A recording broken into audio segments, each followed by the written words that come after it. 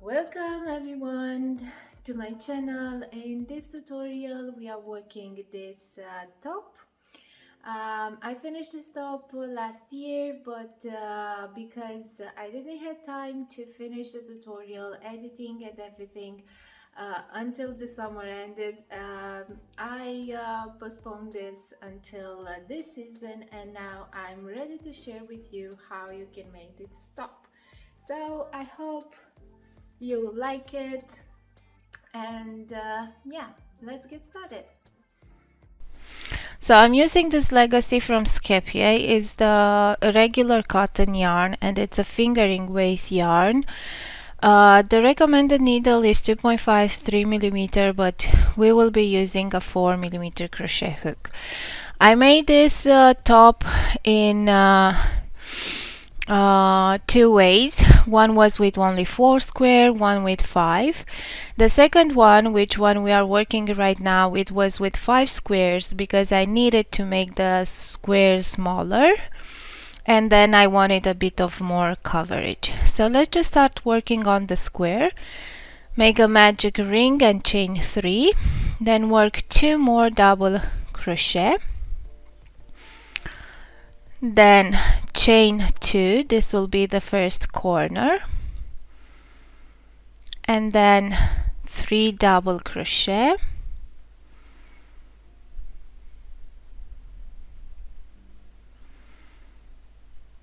then chain 2 the second corner, and we will repeat 2 more times. So 3 double crochet and chain 2 more times, and this will be the first round.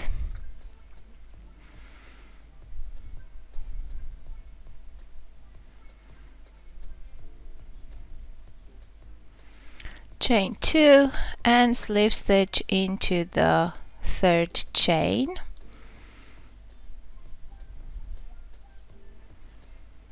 And now I decided to turn my work because I wanted to start always into the 2 chain space, and we will go there with a slip stitch and then chain 5. For the second row we will work a mesh stitch and then 1 double crochet into the same 2 chain space, then chain 1 double crochet into the next double crochet, chain 1, skip 1 stitch and 1 double crochet into the next. Now chain 1, and into the 2 chain space corner we will work 1 double crochet, chain 2 and 1 double crochet. Then again chain 1 double crochet into the next double crochet, chain 1, skip 1 double crochet and 1 double crochet into the next, chain 1 and make the corner, and we will repeat for the other 2 sides of the square. Here's the stitch chart that you can watch to have an idea on how these rounds are worked. Then slip stitch into the third chain, go with the slip stitch into the 2 chain space corner and turn. Now chain 5 again, 1 double crochet into the same 2 chain space, and then we will work 1 double crochet into each stitch until the next 2 chain space. So on this round is another solid round, and we will work double crochet stitches into each stitch, and into the 2 chain space corner we will work 1 double crochet, chain 2 and another double crochet. For the square patterns, you can use any pattern you will like. So unleash your creativity and work any squares as you will like to make this top, because it's not necessary to make one solid row and one mesh stitch row. This was the pattern that I was looking for at the time, but yeah, you can do any pattern that you would like. So now let's just finish this this round, and then for the next round we will work another mesh stitch round.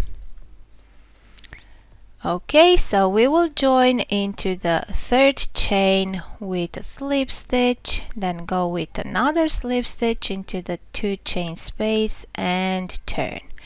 Now we will start the same with chain 5, 1 double crochet into the same 2 chain space, then chain 1, 1 double crochet into the next double crochet, which is the increase that we did on the previous round, 1 chain, skip 1 stitch, 1 double crochet, then 1 chain, skip 1 stitch, and we will repeat until the next corner. Then chain 1, and into the corner we will work 1 double crochet, chain 2, and another double crochet.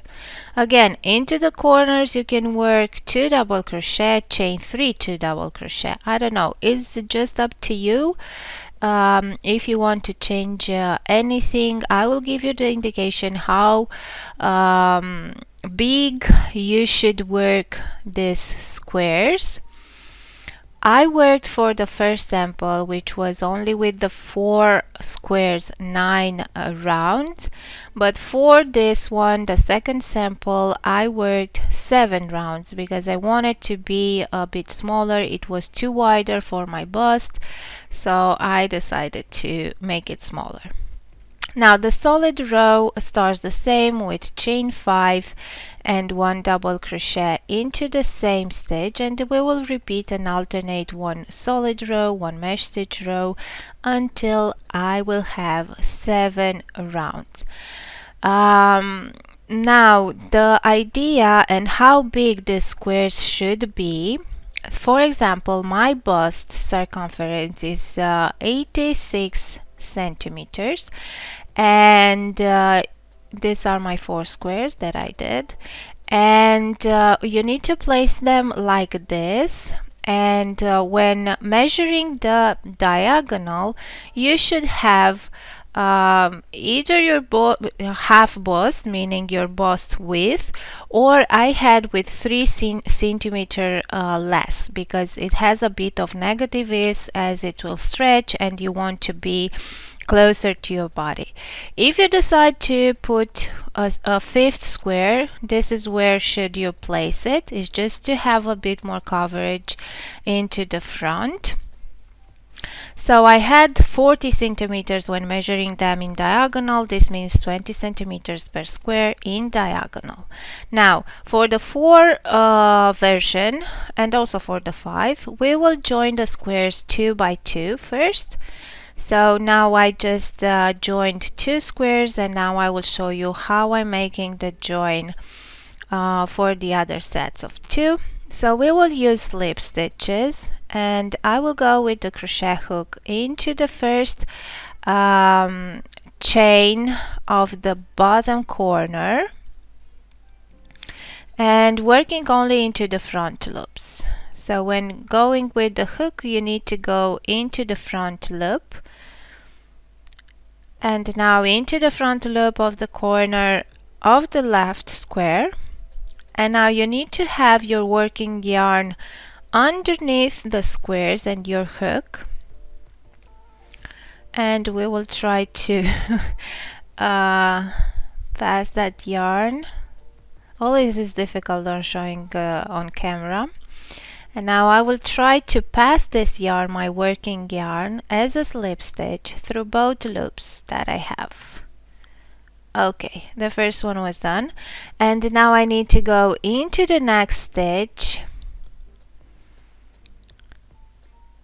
of the right square and then into the next stitch of the left square, and then yarn over and pass it through both loops. And then again we will go into the next stitch of the right corner, right square, sorry.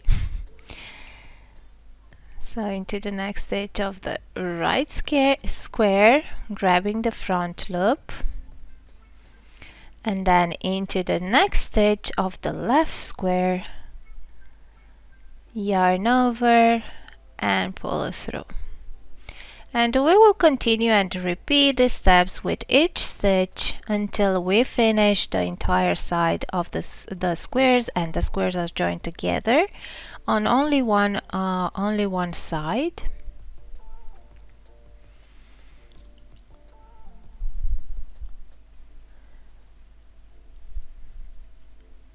I will put again here the sketch. I have the first diagram or sketch on how are these squares placed for the 4 squares version top, but for the 5th squares top is just placing one more into the middle. But first you need to just to join them 2 by 2, and then we will just join in the middle into the corners the 2 pairs of 2 squares, and this will be the shape. And there are several methods to do the joining into that corner, because we still have a few things to do, and you can go I will show you right away. Okay, so now I have the 4 squares, and this is how you need to place them, and this will be the corner that needs to be joined. And I just turned this because I had the ends. But when working the cord, you will also get through that corner. I will show you how, and then you can join them with that edge, because we will work an edge to make like the cord being continuously only from one single piece. And yeah, you can do that and join them at that step. But anyways, you can use the ends to just join these corners, and then when you weave in your ends, it will be perfectly joined. Now we will go into the top corner, and we will start working the cords. I'm starting into the right square, and you'll see why. Well, it's the same thing, and you'll have to make it pretty long, because this will have to you'll use this cord to make the knot and dress this top. So I think I chained in total 300 stitches, because I'm making a slip stitches cord, so when we will be working the slip stitches, it will shorten a bit. So after finishing the length of your chain, you simply go into each stitch with a slip stitch to make it a bit thicker. Again, you can use any pattern to make an I-cord if you want. But this is the one that I'm using for cords most of the time. I don't know, I like how it looks, I like how it's done, so yeah. Okay, and when we are getting to the end, I will go with the slip stitches on the edge of these squares, just to get to the top corner of my left square. And this is where you can join them in the middle if you didn't do the thing with the ends. Then you can join them just right now. When you are going with the slip stitches, you can go through both corners of the squares and join them together. So this can be a method to do so, to join the square in that point. And now we will go with the slip stitches until we will get to the top corner of the left square. And when we are getting into the corner, we will do the same thing, chaining the same number of stitches for the cord and going back with slip stitches. After finishing the cord, we're just going with one more slip stitch to secure this cord and cut the yarn. Okay, now we are almost ready. We have the cords. You can dress this top already, but the cords needs to be into the corners of the side squares as well. So we need to cross them. So one from the left where I turn it up with the wrong side, facing the wrong side. So this will be the right now one, and going through the corners of the side squares. And here you will tie them and wear it like this. Okay, now the next step that I wanted to do is just to add some pads on the bust squares, because yeah, I'm not feeling comfortable to wear it like this. Well, if you're wearing it as a cover up over a swimsuit, then it's okay. I'm reusing these pads from a sport bra, because I hate wearing the sport bra with the pads, and then I just pin it on the to just keep it in the same place. And now I'm trying to sew it with the square. This method might be difficult because I'm using the same yarn and it's a bit thicker, and the needle is a bit thicker, so getting through the pad is a bit difficult. I saw a method of doing so is just to make some holes into the pad and then crochet into those holes, like make single crochet stitches, and you'll have then some crochet stitches to use them to sew the pads with the squares. I did the hard method now, or I don't know if it's harder, difficult, more difficult, but it was faster at least. Then I saw another method, just joining these pads into the three corners. It's, yeah, I think it's up to you. I know that is not looking that nice on the wrong side, but yeah, the idea of these pads is to make it less transparent, let's say. So I think they did their job with this. Again, this is only optional, of course. If you are using not that hole with a pattern with no holes, then maybe you can wear it without these pads, but for me is like I'm feeling more comfortable having them. Okay, so yeah, I will just do the second one. And now the only thing that we need to do is to add some fringe. If you're working the top with the 4 squares like it is right now, you need to put the fringe only into the middle, so in the bottom sides of the 2 squares on the top. And if you want to place a 5th square, this will be its place, so in between the 2 top squares.